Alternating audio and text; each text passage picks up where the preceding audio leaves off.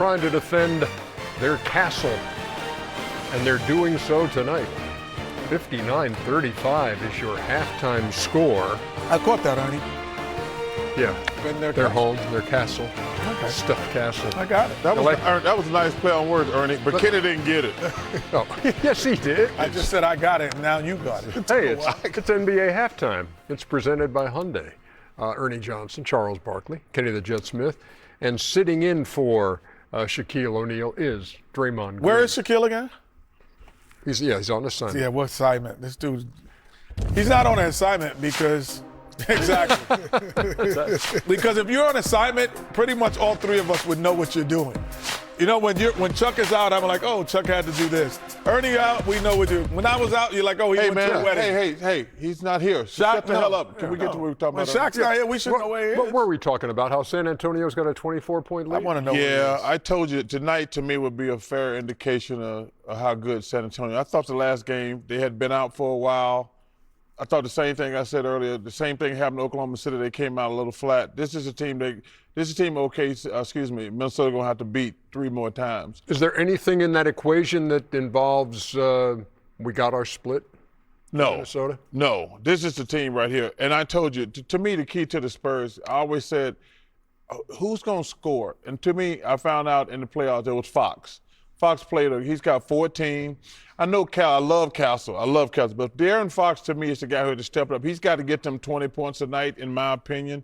Then those young kids going to come along. But this is the team defensively, because like I say, they just didn't play good in game one and had a shot to win at the buzzer. Minnesota didn't play great. But if you go back and look at that game, like, man, the Spurs played awful. Victor couldn't buy anything. Fox played bad. And they still had a shot at the buzzer to win. But this is a team they're going to have to beat 3 more times. I think we have an epic moment, which is presented by Hyundai, which will give you a snapshot of the first half. And in the first half, Minnesota with 35 points. Wemby, Castle, and Fox combining for 40. It's the lowest scoring half of the season, regular season included, for the Minnesota Timberwolves. Before you start rolling your pictures, I need to know what it's like when Wemby is your guy. How do you defend? Well, number one, I think you try to make him uncomfortable. You press up into him. You have to do your work early because, as we'll see when I do roll my pictures, if he gets position, there's nothing you can do. He's 7'5". He shoots. He has a high release point. He shoots over the top. So you have to do your work early with getting positioning. But another thing is important is your guards defending. If you got guys getting downhill off straight line drives, he's at the rim getting lobs. You can't stop him. So I think he did a great job. He's doing a great job tonight of inserting himself, but now you got to do their work early. Yeah, roll them, boys. Let's see what we got. Oh, are you? Come on, Kenny. Oh, you going to the board? Hey, I was waiting on you, Kenny. Come on, man. He doesn't race active players. I don't race active players. He active? I do not. Well, you know what? Here we go. So If he was active, he wouldn't be here. sometimes, oh, that's crazy. Sometimes adjustments in the playoffs are very subtle, and this adjustment involves Rudy Gobert. They took Victor Wembanyama out the game early and sat him the rest of the And he didn't touch the board, ladies and gentlemen. Touch the board. You got to know the rules if you're playing the game, son. You got to know the rules. You got to know the rules. You got to know the rules if you're playing the game.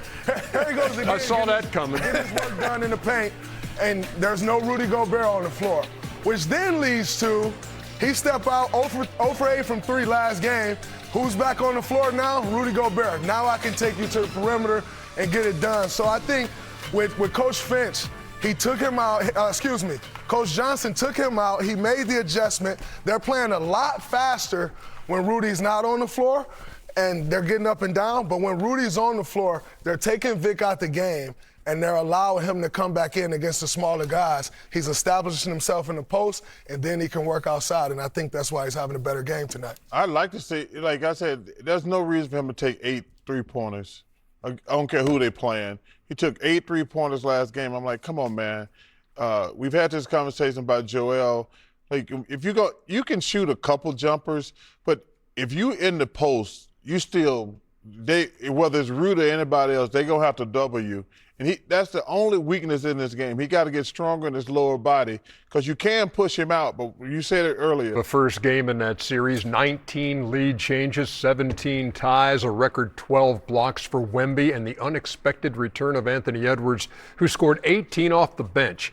Minnesota took the opener by 2, and now we get set for Game 2 in San Antonio. That's where we find George Sodano.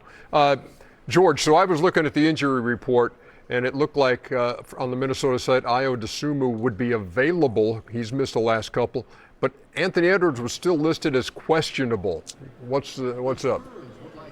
Yeah, we don't know just yet about him, EJ. We're going to talk to Chris Finch here shortly and get the word, and once we get that, we'll pass it along to you. But this is a confident Wolves bunch because Edwards powered through that last game, and he called himself about 75%. But they are getting the reinforcements, as you mentioned, with Dosunmu, and they're not afraid of going in there and attacking Wemby. You know, TJ Shannon said it after the game in the postgame. He's like, look, he can't block them all.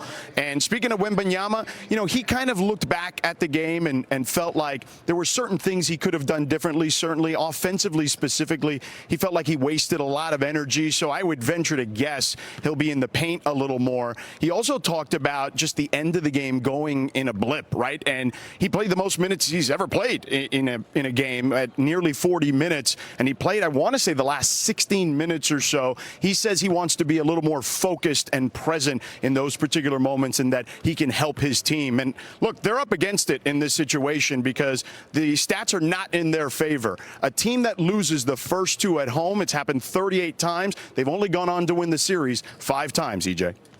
George, thank you very much. We appreciate that.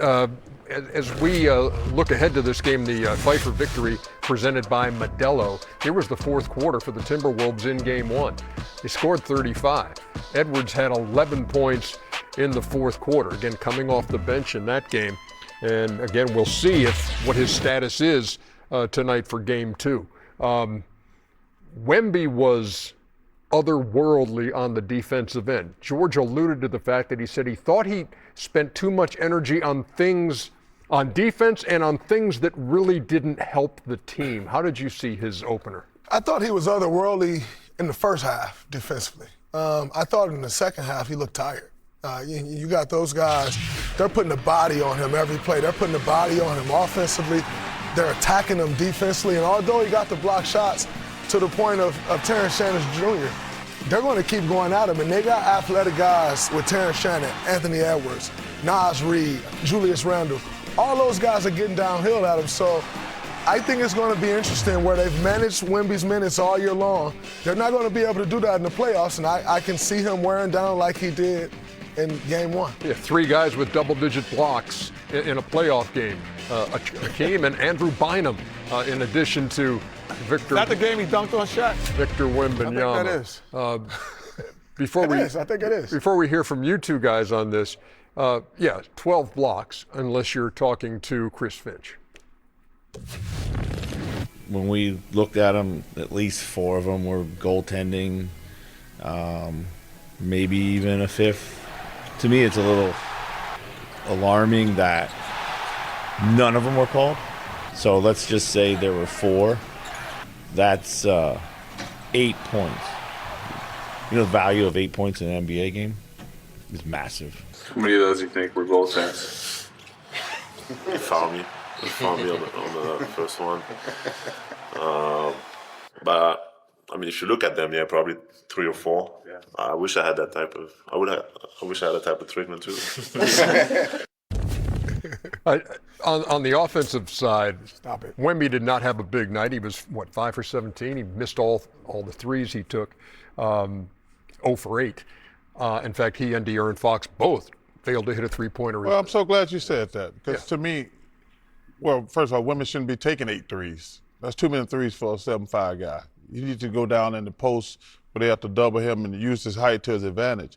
But to me, it's De'Aaron Fox. He's the guy who's got to step up. You go back and look at that Portland series. Who was the guy who played great? We all make a big deal out of Wemby because he played fantastic. We love Castle.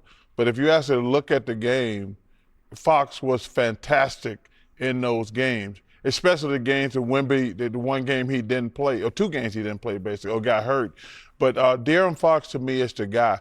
I thought the Spurs just came out flat. They hadn't played a competitive game in a while. I thought the same thing about Oklahoma City last night. I thought they came out flat. But I think they're going to play better because, to me, Minnesota didn't play great, and the Spurs played worse. You know, Anthony admitted, he said, I didn't play that good of a game. So, to me, this is when the series, I'm looking forward to watching tonight. But the one thing that bothers me about the Spurs, why didn't they play, why would you go from playing him X amount of minutes to 40? And because Dre said earlier, there's a lot more mental strain on you in the playoffs. There's a lot more physicality going on. They should have been ramping his minutes up. To go from playing him 30 minutes to 40 minutes, because like I say, let me give Minnesota some credit. If somebody blocked my damn shot 12 times, I'm not sure I'm going to keep going in there. I give them, Coach Finch, I don't know, I have no idea why he's talking about the goaltending. But give Minnesota, you're right, Aaron, that team is tough, they're confident, but man, they don't care. You're going to have to keep blocking it, and I respect the hell out of it. Yeah, Jaden McDaniel says you just got to act like he's not there. And, What? and you know, Terrence Shannon says, look, I'm not going to stop going downhill. Well, you know? If you keep going, he'll get 20 blocks in a game. He's going to have to. He could. I mean, it's not that wouldn't be a stretch, honestly, you know, for him because of his size and length. However, you know, the other thing that I felt that the Spurs have a tough time with is matching up with Julius Randle. And he is typically, you know, when he's playing, he plays like a 5. And then when Naz Reid comes into the game and Gobert goes out, he plays like, but now it's like, who guards him? Is it Wemby?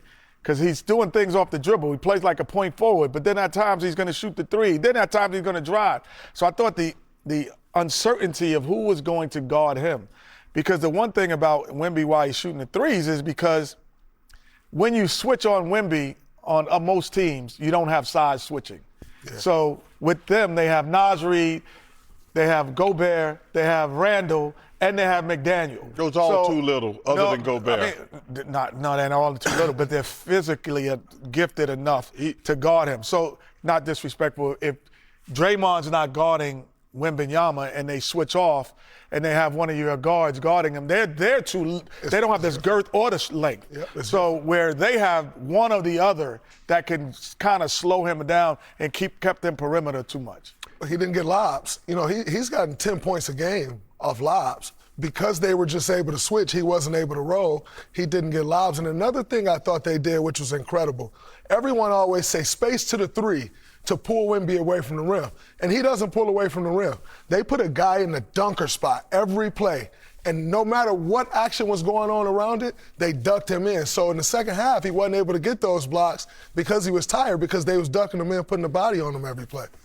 We've talked about it before. Minnesota, in their 13 appearances in the playoffs, it's either been a first-round knockout or go to the Western Conference Finals. They took a step in that direction again this time, winning the opener in San Antonio. Exactly. You know, Tim, every I do not remember